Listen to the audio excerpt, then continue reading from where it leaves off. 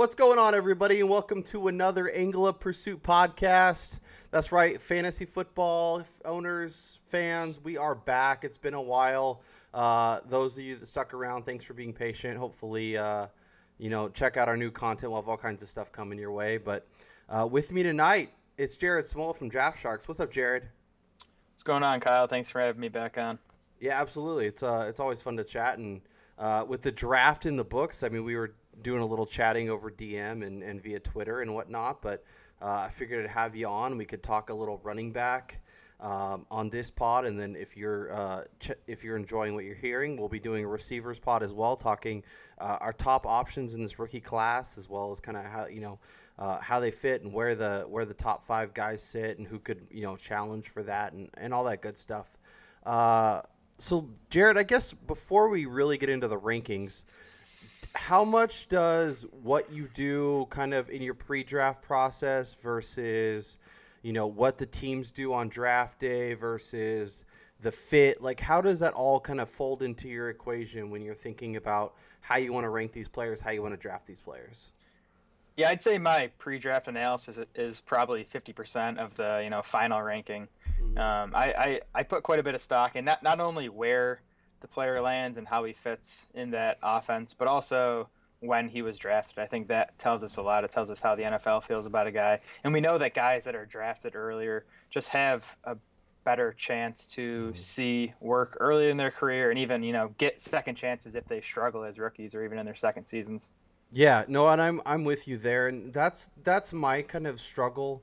I kind of try and balance. I try and go like 40% what I view, what I watch, because we spend a lot of time in the pre-draft process watching these guys, as much as we can, trying to get as much information as we can. And then I spend about 40% on what the NFL teams tell me, because if a team that, for example, we'll talk receivers, like I said, in the next episode, but DJ Chark is a guy that I was not excited about, but the Jaguars took him in round 2. So that's something that says, okay, maybe I missed something. Maybe they see something I don't. And I'm obviously not as a professional evaluator. Like I'm probably going to miss. So that takes in. And then I'm obviously my 10% is kind of scheme. I don't like to get too crazy into like, okay, how does this fit? Oh, he's 4th on the depth chart, because we've seen, Seattle a couple of years ago where Thomas Rawls all of a sudden, goes from this guy that nobody wanted to ascending the depth chart to being a fantasy stud, within a year. So I guess that it's hard. I mean, John Kelly's a great example of a guy, as a lot of us really liked, but in with the Rams, like, there's no way you can be excited about that. Yeah, and I liked Kelly pre-draft too. Going to LA, obviously not a good landing spot as far as depth chart goes. Also, he lasted into the 6th round, so the NFL clearly not very high on him. Yep, definitely. So, okay, so let's jump into it, and obviously, I think it's safe to say Barkley's going to be our number one, our 101, all that good stuff. I guess if you're thinking about like dynasty startups, is he a guy that's in that first round conversation, top 5 conversation? Yeah, it's funny. I was thinking of that as I was kind of putting together some notes for this show. There's no question Barkley's the top running back and the top overall rookie. The question is where he fits in the overall ranks. To me, he's right in that 3-4 mix among running backs, and he's probably in that mid first round, 6, 7, 8 range as far as overall rankings go. Yeah, I'm doing a dynasty startup right now, actually, and he went 105 right after DeAndre Hopkins, Odell Beckham, Todd Gurley, David Johnson. So before Lev Bell, before Zeke, before Antonio Brown. I think I'm with you. He's definitely in that conversation. I wouldn't blame you if you took Lev Bell. I wouldn't blame you if you took Zeke. When you start to get in Antonio Brown, Kareem Hunt, Mike Evans, that's kind of where a little bit of the drop-off is. So yeah, and then obviously heading into redraft season, I think he's going to be right in that same range, top 3, top 4, top 5 type pick. Yeah, I agree. I was talking to one of my colleagues this afternoon. I think at this point I would take Saquon Barkley over David Johnson. So I think the only guys I would not.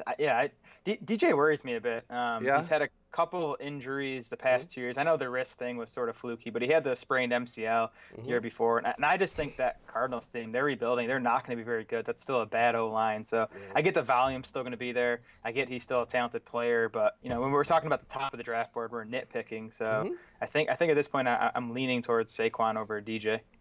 I don't blame you, but it's just the fact of where DJ's been the past couple of years. That's pretty insane.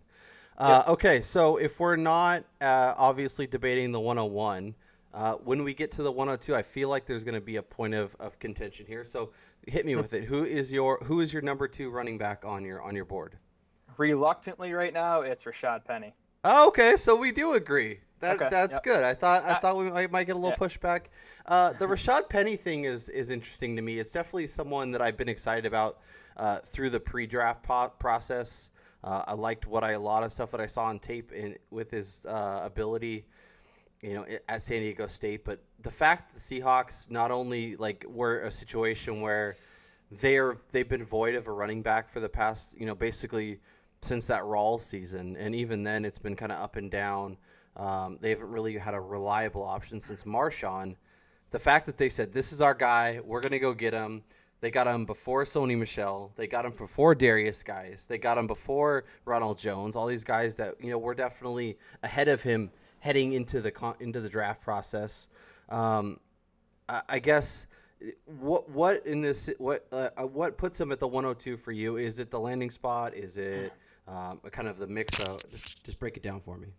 Yeah, it's part landing spot, part draft capital invested in him. I'll say Penny's tougher for me because he was my running back 5 pre-draft, and he was pretty clearly below Saquon Barkley, Derrius Guice, Sony Michele, Nick Chubb for me. But I sort of had to readjust my thoughts on Penny because obviously, like you said, the Seahawks are super high on him. They took him at 27th overall. GM John Schneider said that they were prepared to take Penny at 18 overall if they weren't able to make that trade down. So obviously a guy they had targeted in the first round. I think outside of Saquon Barkley, Penny has the best shot among any backs in this class of becoming a 3-down back for his team. He needs to work on the pass blocking. He was not good in that facet at San Diego State, but guys can improve there. Penny has the size to be at least decent in that area. Didn't do a ton of pass catching work at San Diego State, but was efficient when he did. He led all combine invite running backs in yards per route run. So I do believe he can be a 3-down back, and Seattle wants him to be. Yeah, I'm 100% with you. I think as a pass catcher, like you said, there wasn't a ton of work there, but I think that as a more of a product of the offense and less of a product of him.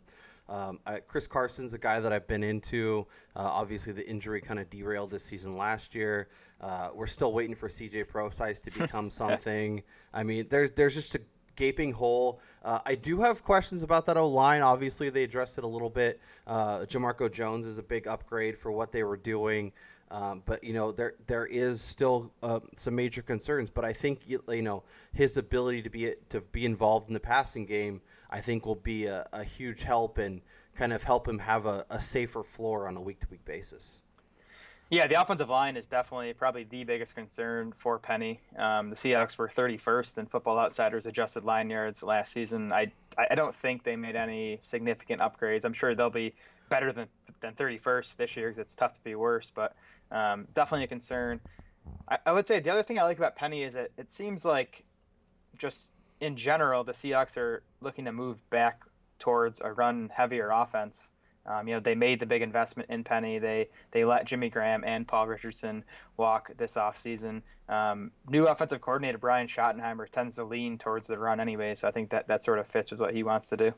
Do you have concerns about Wilson or Doug Baldwin or kind of that offense in terms of the rest of the pieces and how they fit with where they're potentially heading? So Baldwin I have no issue with because I think any drop in overall pass attempts for Seattle, Baldwin will make up with seeing a larger share of the targets. Wilson, I was sort of, when the 2017 season ended, I was kind of ready to have Wilson as my top ranked quarterback for 2018. I probably have him a few spots lower now because I do think the passing volume is going to be down. Definitely. Okay, so let's head down. Let's talk about your third ranked running back. Yeah, Derrius Guice for me. Okay. I got Ronald Jones there. So Let's talk Guice, because in terms of talent, in terms of what he shows when he's at his best, like he has the ability to be right there with Saquon Barkley in terms of talent. I guess my questions come into he shows bits of inconsistency, and the NFL's team kind of consistently passing on him. I know, there wasn't a whole lot of exactly what happened, but I know there's some screaming and shouting. Clearly, the Lions didn't like him, who took Kerryon Johnson over him, which I'll never get that. But I guess what are you optimistic about with Derrius Guice? Yeah, I think all those teams that passed on Guice for guys like Kerryon Johnson are gonna regret it even by the end of this season. I think Guice is a big talent. I think his numbers were down a bit last year because he was playing through that injury, and I think he really just dropped due to those, call them immaturity concerns maybe. I mean, I saw an article that he dropped because he's addicted to video games. I mean, it's just stupid stuff like that. He's never been in trouble with the law. He's never failed the drug test. No, but see, he hasn't had problems, and that's what concerns us. We're so worried about him because he's been too perfect, and he plays video games and goes to Taco Bell like a random 19, 20-year-old. Right. Yeah. So I mean, it caused him to drop in the NFL draft, but going forward, I don't see it as an issue. I don't see him as like a suspension risk or whatever. Yeah. The concern with Guice, the knock against him, is the pass catching stuff. Didn't have big receiving numbers at LSU, but LSU doesn't use their running backs in the passing game. Leonard Fournette left LSU with essentially the same receiving profile as Guice, and then he comes into the NFL and catches 30-something balls in 13 games last year. So I think Guice can do it. If he'll do it, at least in the short term, is a question, because they do have Chris Thompson there, and Jay Gruden has basically already come out and said that at least to start, Guice is going to be just the first and second down guy. But things can change. I think longer term, Guice can be a 3-down back. Yeah, no, I think the opportunity is there. Like I said, I have some questions about kind of what caused him to drop. But yeah, in terms of talent, he's there. P. Ryan and Rob Kelly are just bit pieces at this point, but yeah, I think for me, the Chris Thompson role is a thing that will be there at least for the short term, at least for the next couple of years. And but with the short shelf life of running backs, even if Guice plays 5, 6, 7 years, half of that could be involved with Chris Thompson, and he's not as much involved in the passing game. And we've seen teams that have quote unquote passing down backs that still find a way to throw the ball to the other guys. So I mean, I like him. He is my 5th ranked running back in this class. So. It's when we're talking about top 5 guys, it's not like there's a huge drop off. For me, it really is a big cluster between 2 and 5. So, if we're talking about so we've hit Barkley, we've hit Rashaad Penny, we hit Derrius Guice. Who is the next guy on the list for you? Sonny Michele is my number 4 running back. Okay. I think people seem to be knocking him for landing in New England, which kind of surprises me. I mean, I get that Belichick has been a committee guy, and sometimes his running backs can be frustrating, but New England's also a team that has ranked top 12 in rushing touchdowns in 14 straight seasons. They've been 13th or better in team rushing yards in 10 of the last 14 seasons. And they just spent a first-round pick on this guy. So I think, I'm not saying he's going to be a 350-touch workhorse, but I do think he's going to be the clear lead guy in New England in what might be the best situation for a running back. Yeah, no, I mean, that's kind of my push and pull is, yes, it's New England. So this is always the team that we see make a mess of it. But this is also a team that we don't see use first-round picks on running backs. Right. So clearly there's something there. They see Michele. They let Dion Lewis go. They let LeGarrette Blount go. Like they have openings. They have touches to be had. I still think Rex Burkhead will get his little role. I think James White will be involved a little bit. But yeah, I think there's a big opportunity for Michele to be a guy that really does well in New England and makes an impact for Tom Brady's final 2-3 years, whatever it happens to be. Yeah. I don't see why Michele can't play the role that Dion Lewis was playing down the stretch last season, and he was like a weekly RB1, and Sonny Michele very well might be quite a bit more talented than Dion Lewis. Yeah, no, I'm with you. And in terms of talent, like it's funny that people will cool off or heat up so much based upon where these guys land. Because if Michele had gone to Detroit or Washington or even Seattle, like everybody be like, oh yeah, he's the 102 clearly.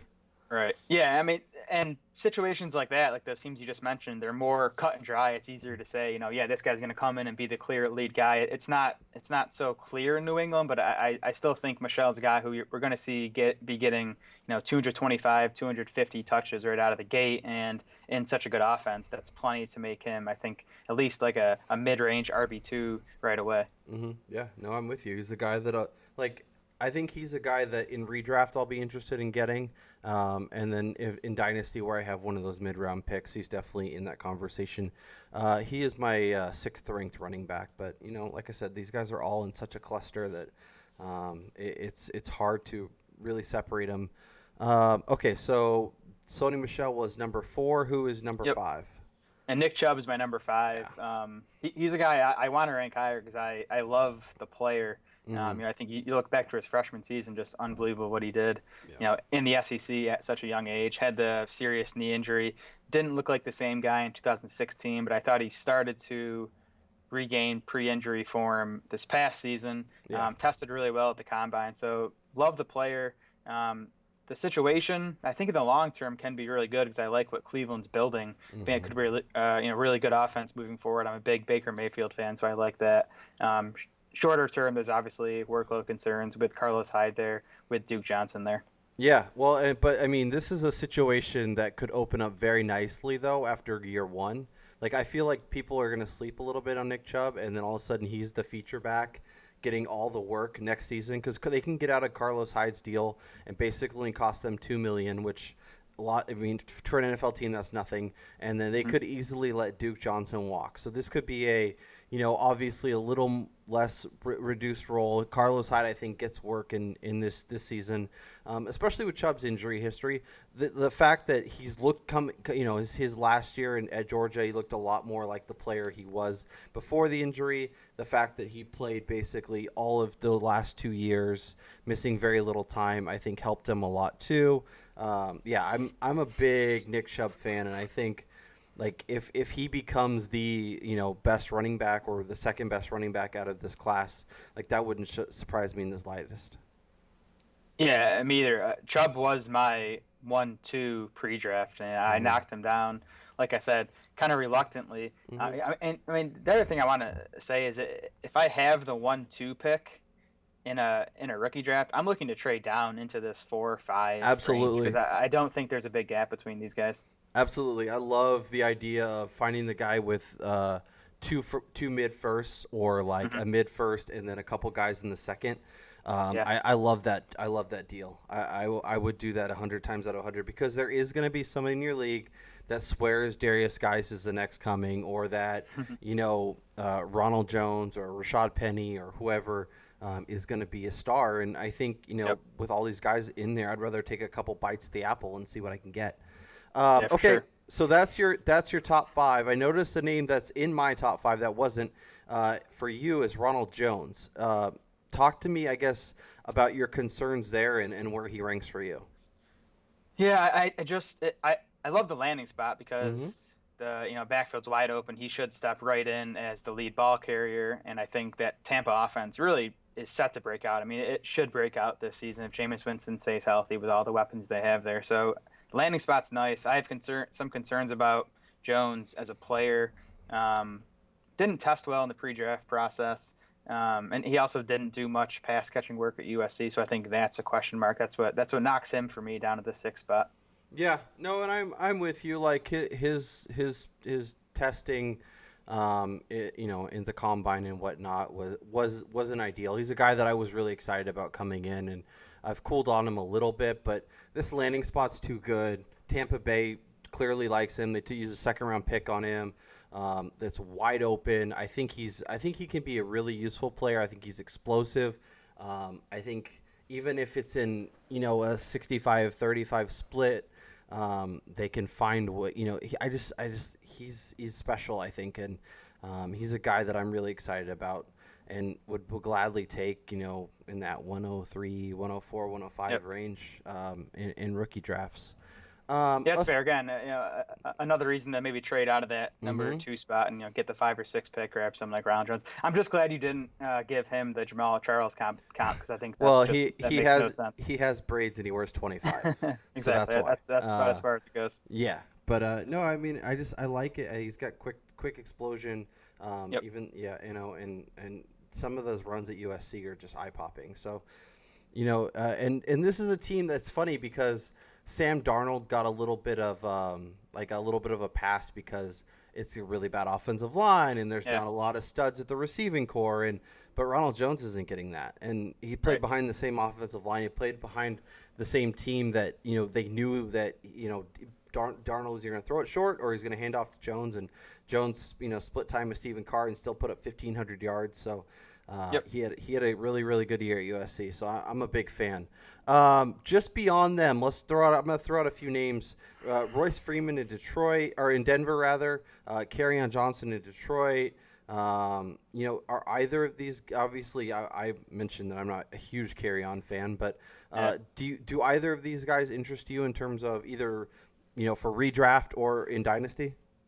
Probably more in redraft, honestly, because I do think they're going to step into pretty decent sized workloads this season. I don't think either guy is a big time talent that has huge long term ceiling. I do have Royce Freeman as my number 7 running back, Kerryon Johnson number 8, but to me they're both more like early second round picks in dynasty rookie drafts. Yeah, I'm 100% with you, and that's exactly how I have them ranked. I think they'll go a little higher just because the obvious path to playing time, which great. I'll get some studs in round 2 that I really like. I think Freeman over Kerryon Johnson for sure. I think there's a sizable gap there. I think there's an opportunity. Obviously, Devontae Booker's still there. They could, but it's funny that it seems like they've kind of Royce Freeman is almost like a C.J. Anderson 2.0 in terms of, he steps right in. They didn't like C.J. Anderson, but now they got the rookie version of him. I think he's got potential, but in that Oregon offense with those, the way they ran the scheme and the massive holes, you really don't know how he's gonna kind of cut and adjust and whatnot within NFL defenses. Yeah, he has a big adjustment to make coming from that offense, but I like that he was a 4-year producer. He did it on the ground. He did it through the air. He also tested well, which was important to me because, again, you sort of worried that he was just a product of that offense, but I don't think that's the case. Yeah, this isn't DeAnthony Thomas 2.0. Is there anybody else that you're really excited about? Maybe a guy in the mid rounds or a guy that you're targeting at the end of rookie drafts that you think could be a steal or have a chance to maybe play early? So both of the Colts rookie running backs intrigue me just because of that situation.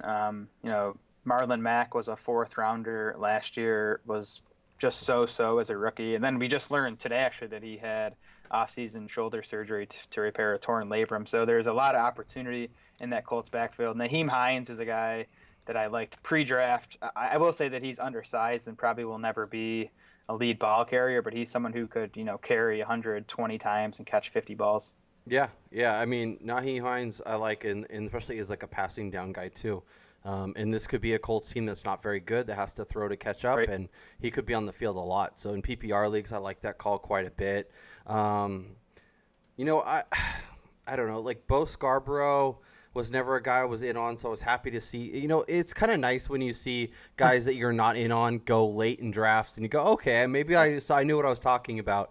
Kalyn Balzs is another guy like that for me. He's interesting just because Miami, Kenyon Drake really came on. I think he has the potential to be really good, but Balazs has some really freaky athleticism, and coming out of Arizona State, he has a David Johnson vibe when he was coming out of Northern Iowa. Obviously has that pass catching ability.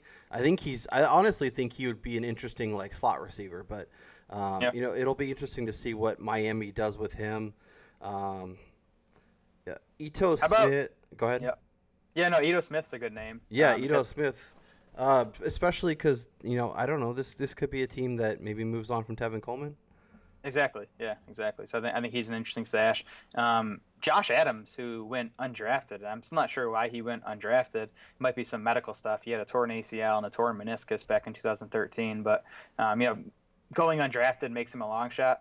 But the landing spot is interesting in Philly, with Jay Ajayi set to hit free agency next offseason. And you have a guy like Cory Clement who went undrafted last year, played a decent sized role as a rookie, had the big Super Bowl, and now it looks like he's gonna step into a committee role in his second season. So why can't Josh Adams do the same thing? Nope, I 100% agree with you. Is there any running backs that in this situation you were kind of excited or interested to see that a team didn't really address? Like obviously, like Miami, it looks like Kenyon Drake could still be the guy. Was there a running back that you were kind of worried that a team might make a change or add some depth, and now it looks like they have a clearer path to playing time? I mean, Carolina. Yeah, I was shocked. Christian McCaffrey. Yeah, I mean, and they're talking up Cameron Artis-Payne, but I don't know. And I mean, and McCaffrey's undersized, but he handled big workloads at Stanford, so yeah. His arrow is definitely pointing up. Yeah, I mean, he's definitely a between the tackles guy that I don't think got all the looks and the trust he should have gotten a year ago. Obviously involved in the passing game a ton, but I'm really curious to kind of see that offense kind of explode. And we will be talking receivers, so DJ Moore will come up in the next chunk. So, Jared, tell everybody where they can find your work and listen to your podcast and all that good stuff. Yeah, I'm over at draftsharks.com, a bunch of free Dynasty rookie profiles that you can check out there. You can also follow me on Twitter at SmolaDS. Yep, and you see that right below Jared's face, and I can co-sign. His work is really good. His draft prospects are really helpful, and there was a couple of guys that I needed a little more information, and it was really, really useful. Cool. Make sure if you are watching on YouTube, that you mash that subscribe button, that you leave any questions or comments in here, and we'll definitely make a point of answering. Matt Harmon will be on next week to talk wide receivers, so I'm really excited about that. So make sure you are subscribed so you can get that right away. If you're listening on iTunes or Stitcher or Google Play, make sure you're subscribed there as well. You can get the podcast right away. It helps you, it helps me, and all that good stuff. But for Jared Smola, I'm Kyle Robert. I'll talk to you guys next time.